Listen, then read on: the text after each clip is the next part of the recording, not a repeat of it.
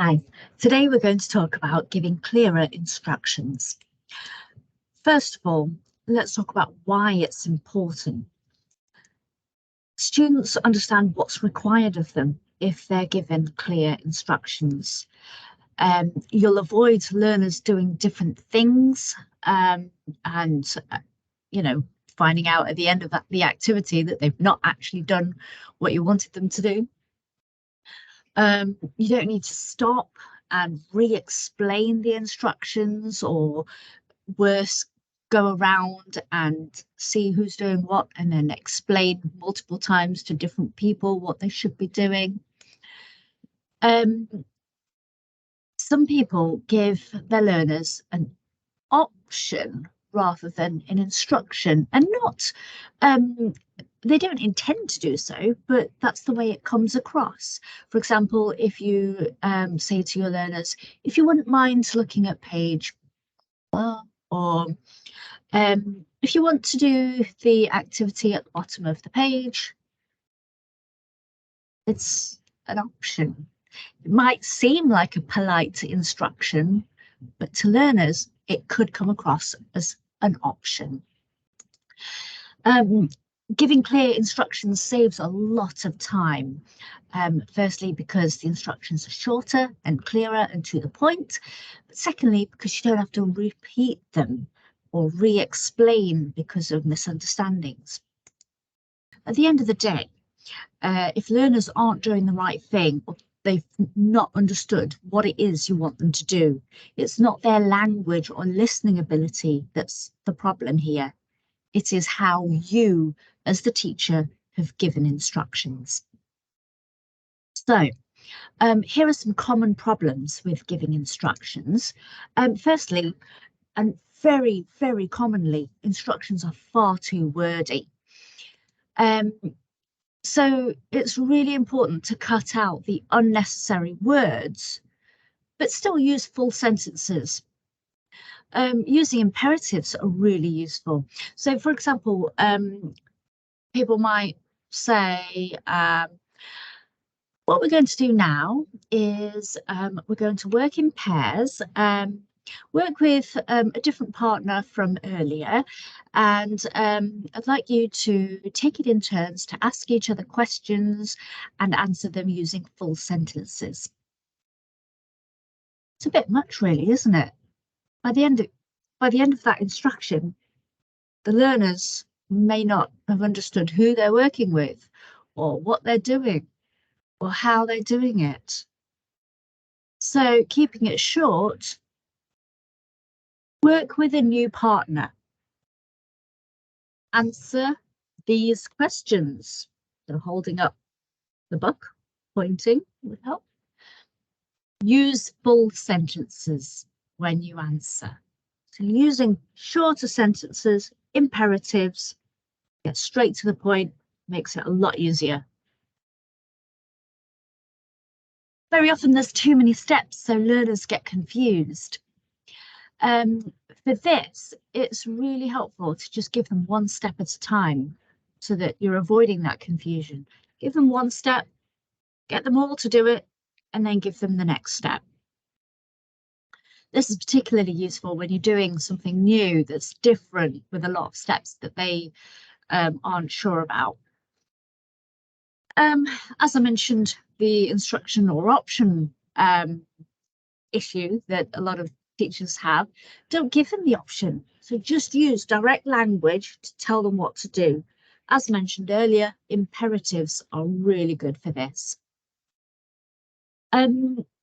Very often there are unclear expectations. So it's really helpful to model an example with the learners so they know exactly what's expected of them, what they need to do, and they can just get on with it. You could have a couple of learners come out to the front and give them an instruction at a time so that they do it and everyone can see. Or you, as the teacher, could work with somebody and have a dialogue to show them what they need to do. But either way, giving them some kind of model really does help. very often there's a lot of misunderstandings when it comes to doing a new activity. So using instruction check questions are really, really helpful, especially if you've given a lot of instructions. So who is your partner? What's the first step? What do you do with the slip of paper?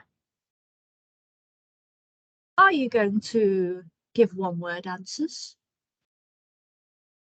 That kind of thing, to elicit from them what is required. So here are some tips for giving clearer instructions.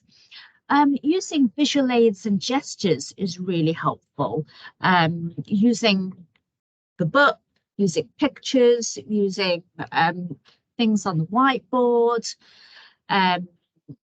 demonstrating with mimes, facial expressions really help. Holding up worksheets, books, pointing is really, really helpful. As mentioned earlier, cutting out the fluffy language by using imperatives is absolutely vital.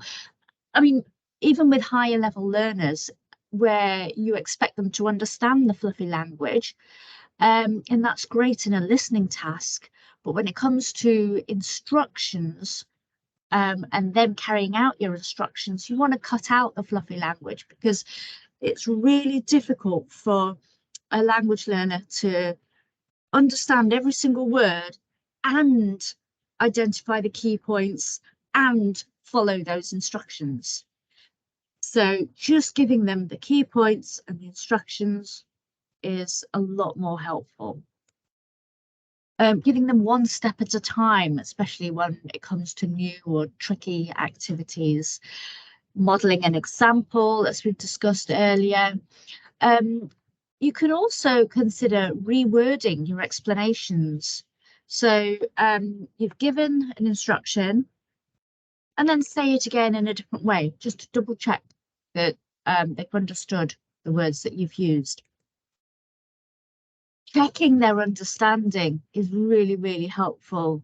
Just asking them a couple of questions to ensure that they know what they're doing. Planning your instructions really helps, especially if they are difficult instructions. You might want to jot a few notes down, a few imperatives, you know, the order in which you're going to give the instructions, but also plan the time it's going to take to check they've understood. It might take a little bit longer to check that they've understood, but in the end, it will save you time, because you will end up spending less time re-explaining or going around and checking. And always, always, always ensure you have their full attention when you're giving instructions.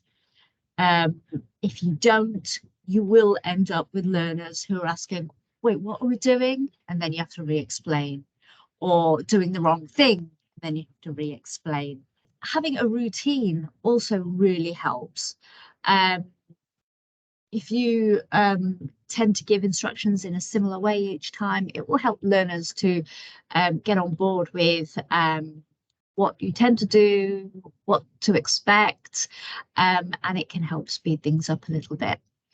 And once they're clear on their instructions, you can raise your language a little bit and use more difficult or complex language to challenge them that little bit further.